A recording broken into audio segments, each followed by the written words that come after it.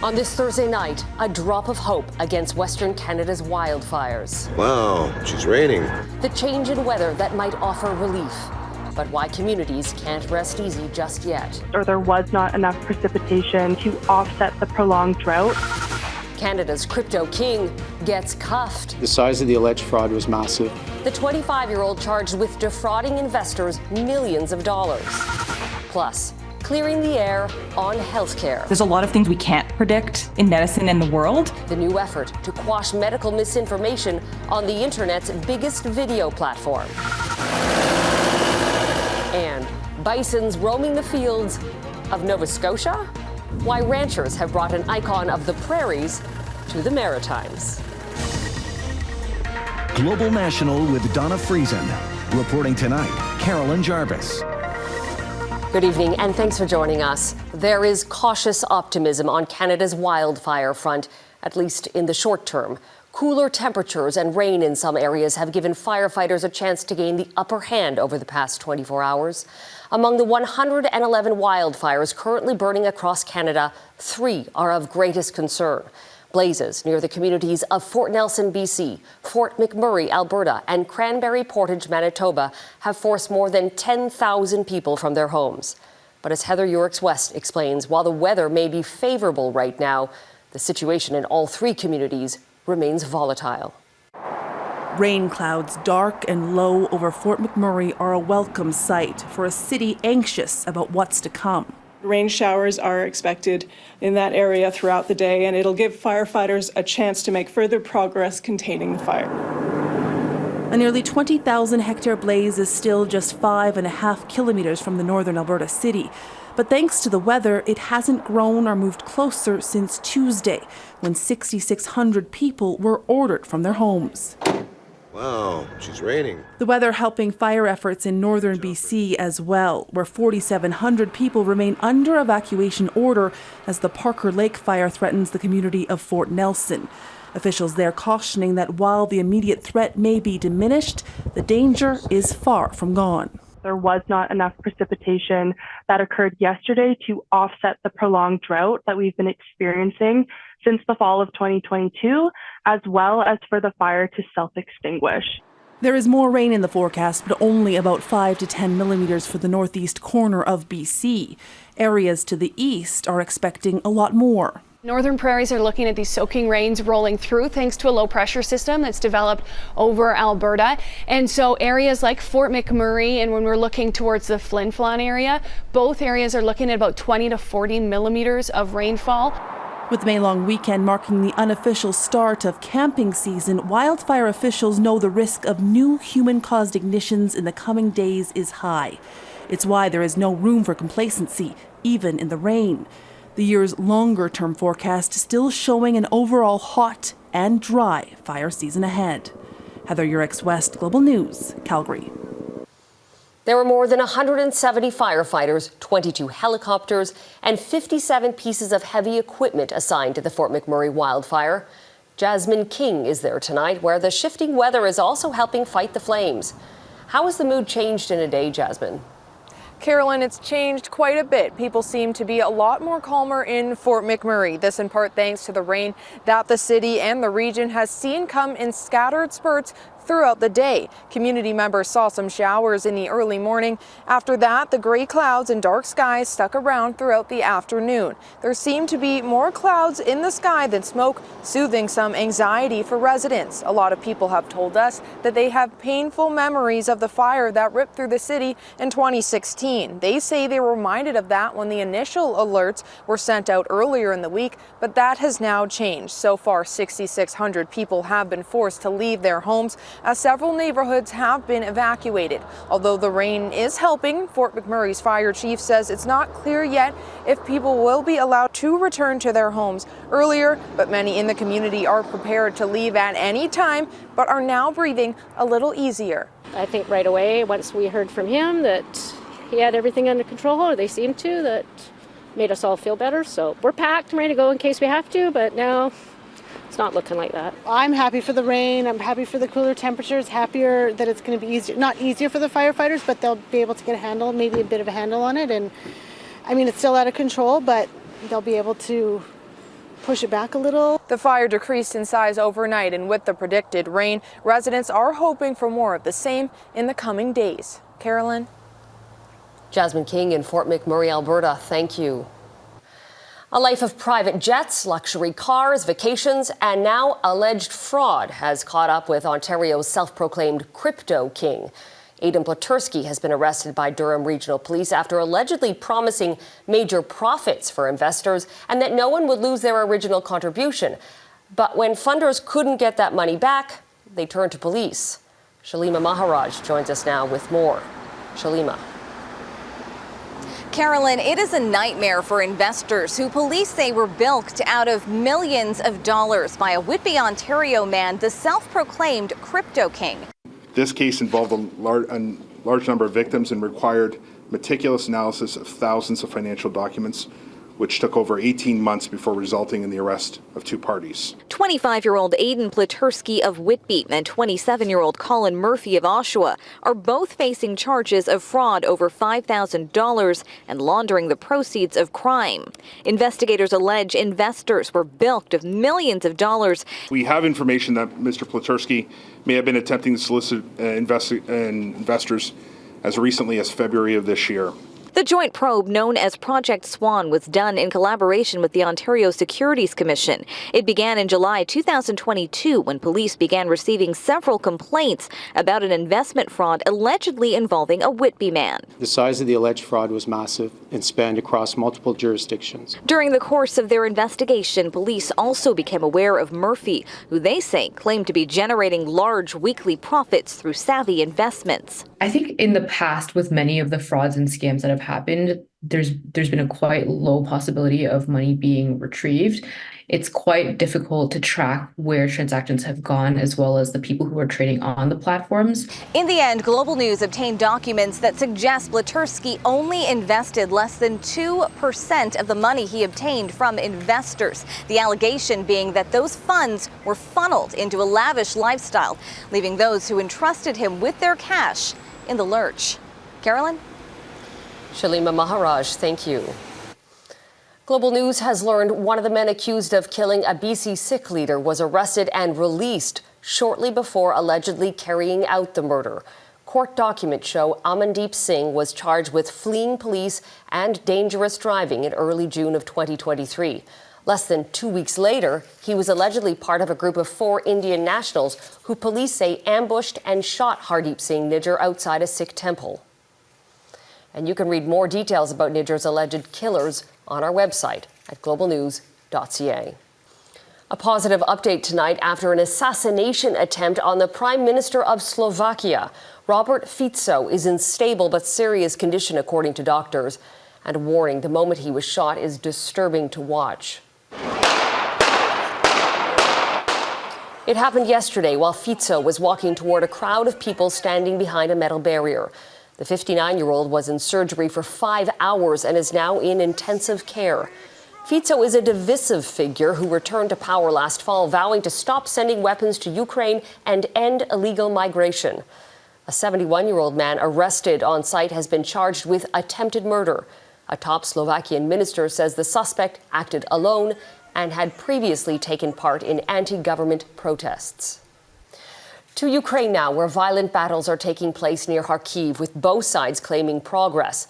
However, NATO's top commander in Europe says he does not believe Russia's military has deployed enough troops to make a strategic breakthrough in the region.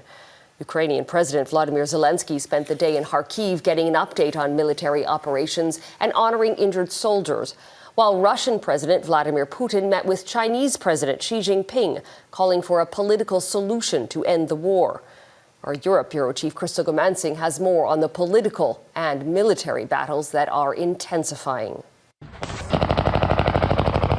Harrowing scenes of combat are playing out along the front line around Kharkiv region, testing Ukrainian defenses. I'm not arguing we lost a little piece of land, says his 21-year-old commander of an artillery battery. But he says we are fighting for it and we will get it back.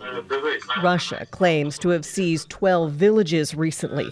The nonprofit Institute for the Study of War in Washington says Russia has advanced, no more than 8 kilometers into the area. In Beijing, to sign a new partnership declaration, Russia's president talked with his longtime ally and economic lifeline about a political solution to the war. We are grateful to Chinese friends and colleagues for the initiatives they've put forward to solve this problem. Last year, China released a 12-point plan to end the war, but it was criticized for lacking specifics. Back on the ground in Kharkiv, Ukrainian forces face a lack of manpower and munitions after 27 months of resisting Russia's full-scale invasion. The Ukrainian president spent the day in the region meeting with soldiers and his officials. I would like to ask you to on-pass to all of your fellow soldiers in the 92nd Brigade my gratitude for not letting the enemy go forward. You are great soldiers. Military experts say Russia has taken advantage of delayed weapons transfers from Western allies. Luckily, more help is on the way, and that cannot come a moment too soon. This week, the U.S. pledged an additional $2 billion in military aid for Ukraine. While the situation around Kharkiv region is difficult, says Volodymyr Zelenskyy, he expressed confidence in counter-operations. Crystal Goomansingh, Global News, London.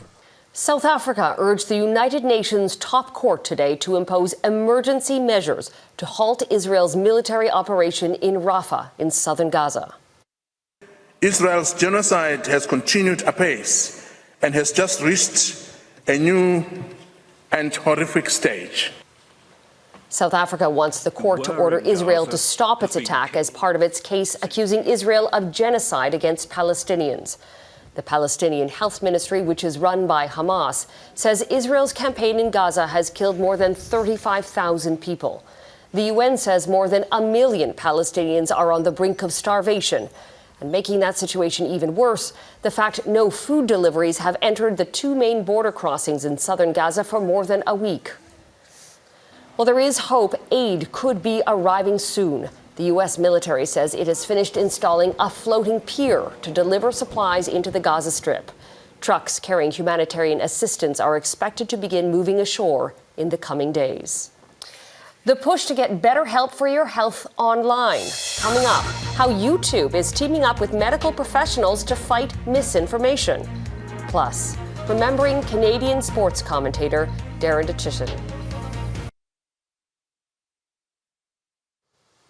American magician David Copperfield has been accused of sexual misconduct by 16 women over a period of more than 30 years. The accusations range from groping to drugging and sexual assault. More than half the women say they were underage at the time. The claims were made as part of a years-long investigation by The Guardian newspaper and date back to the late 80s through 2014. Copperfield has never been charged with any crime and denies the allegations. Well, if you've ever been sick and logged onto the internet to figure out why, there's some good news for the quality of information you may be receiving. Starting today, YouTube is expanding a program to Canada to identify licensed doctors and health experts as sources of accurate information. As Catherine Ward reports, applicants will undergo a strict approval process in hopes of fighting online misinformation. Dr. Siobhan Deschauer started her YouTube channel while she was a medical resident nearly 7 years ago. Today is my first day going to work as a doctor. She takes people behind the scenes solving medical mysteries. It's like a treasure hunt, but inside the human body. I'm going to walk you through these unbelievable X-rays and CT scans. Takes viewers on call. Oh man, in the middle of my food. So that's what it's like when a pager goes off. And answers common questions. Can you actually overdose on water? There's a lot of things we can't predict in medicine and the world, but I am always disheartened when there's something I could have been prevented that happens because someone didn't have the right information. And I think that is the biggest battle. Now she has 1 million followers and is among the first content creators in Canada accredited through YouTube Health as a source for reliable health information. My goal is to sort of smuggle in information where I can. The accreditation shows up on a banner underneath videos identifying the creators as licensed. YouTube's algorithm also boosts their content. The kinds of sources that they encounter initially are sources that are going to be delivering evidence-based quality health information so that can help in their overall health journey. Dr. Garth Graham is a cardiologist and global head of the program. The accreditation has already been rolled out for institutions like Toronto Sick Kids Hospital. Doctors, nurses, and mental health professionals can apply starting Thursday, and they'll have to follow YouTube's rules. We act and remove content that is harmful. Health law and science policy professor Timothy Caulfield welcomes the idea. They're starting to come under pressure because of this, that the spread of misinformation is one of the great challenges of our time. But says it's not foolproof and may need adjustments over time. Those who spread misinformation, they're nimble, right? They can work around these kinds of verification processes. But given how problematic health misinformation is, I think we've got to start trying stuff. Catherine Ward, Global News, Toronto. It's a sad day in the sports world. Longtime Canadian broadcaster Darren D has died. Now, this is how most of us watch the game, but have you ever wondered how it gets from the Coliseum to your television screen? The Saskatchewan-born Dutchie made his name at ITV's Sports Night, now Global Edmonton, before moving on to TSN in 1995. There, he spent the next 30 years hosting the network's popular Sports Desk and Sports Center programs. His family said he was surrounded by his closest loved ones when he passed yesterday after a battle with prostate cancer. He was 57 years old. Chaos in New Caledonia. Ahead, why the French government is sending hundreds of troops to the territory. A state of emergency and curfew in New Caledonia have not quelled days of violence and deadly riots after controversial electoral reforms were announced. New Caledonia is a series of islands in the South Pacific, about 1,300 kilometers east of Australia. It is a French territory, and 40% of the population are Indigenous Kanak people. The protests this week are over new rules that would expand voting rights for French residents and which critics say will marginalize Indigenous people. Mike Armstrong reports. Images shared on social media paint a picture of chaos. Ça brûle, ça brûle. New Caledonia hit for a third night by arson, looting, and outright attacks. Pour ta mère!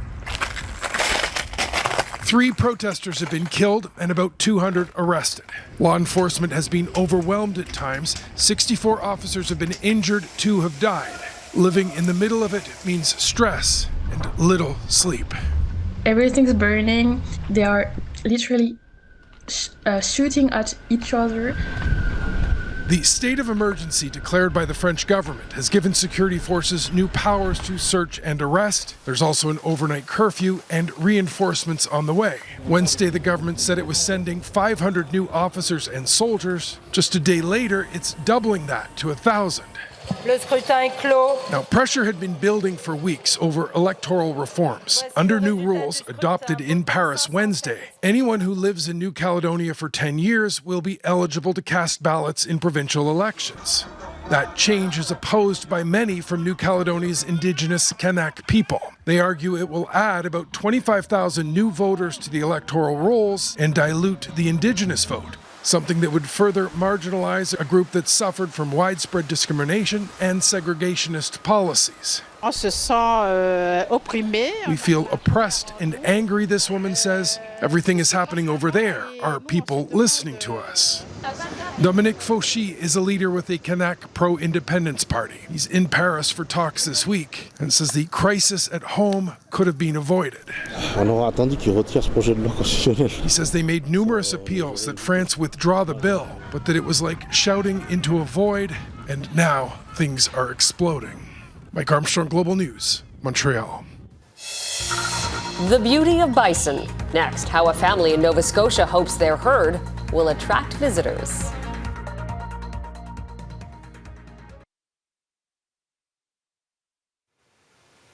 When you think about tourism in Nova Scotia, lighthouses and lobsters might come to mind. Well, how about bison? A family of ranchers has recently brought in an entire herd of the massive bovines and set up a guest house, hoping it will be a new draw. Heidi Petrosik gives us a tour. It's a scene straight from the prairies. But this is feeding time at Lindsay Lake Farms in Nova Scotia's Musquodoboit Valley, an hour from Halifax. Yeah, for us, it's the most beautiful space. The Tierling family used to farm deer in Germany, but the desire to expand meant a search for more land, and that search led here. They moved everything overseas at the height of the COVID-19 pandemic, but instead of raising deer, turned to bison. We didn't want to go in competition with other deer farmers or even like cattle farmers here, so that's why we decided to go with bison. Farming bison for meat is a growing industry in Canada, but few on the East Coast have done it to this scale, and it was no easy feat. It's complicated. We have to dig deep into what is necessary, what do we need, which permit do we need, how to get all these permits, who's responsible for the what. So there's a lot of bureaucracy. Then there was building a huge enclosure encircled by almost 2 kilometers of road. After 2 years, earlier this month, the Tierlings welcomed a complete herd of 41 animals from Ontario. They were more calm than I expected them during the unloading process. The bulls were even sleeping in the truck, so we had to go in and actually, make them awake. But it's not just about farming the bison. It's a chance for visitors to take in a majestic sight rarely seen in these parts.